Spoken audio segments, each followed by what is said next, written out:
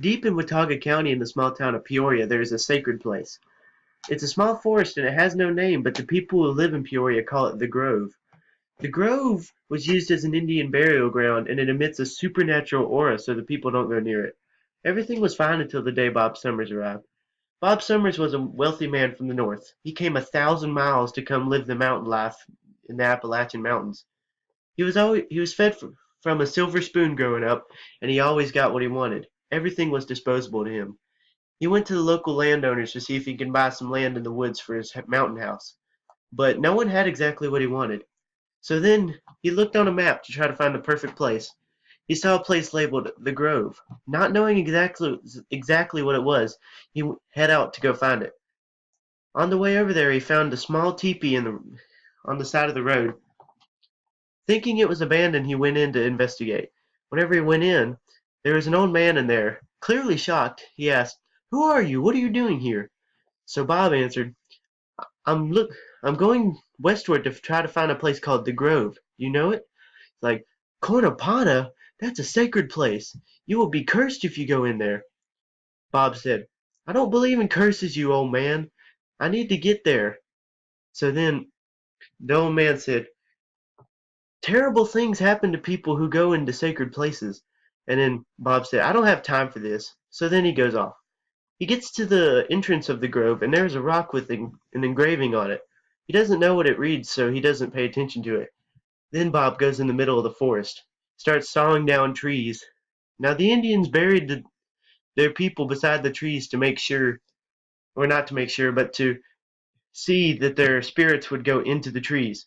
Kind of like how they were so close to nature. So whenever Bob started cutting down the trees, some angry spirits of the highest, powerful, most honorable Indians were released, and they were angry. So then they started to attack him. Now it was kind of like indirect, but Bob went out hunting one day. He saw this giant bear, and then he thought he could get a shot at it. So he raised his rifle, aimed, shot it, but it went right through the bear. The bear started charging at him. He's like, "What the hell is going on?"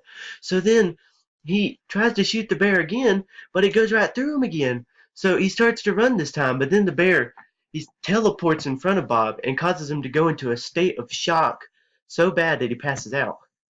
So now Bob wakes up in his house again, not knowing that he had not knowing what happened and not knowing how he got back.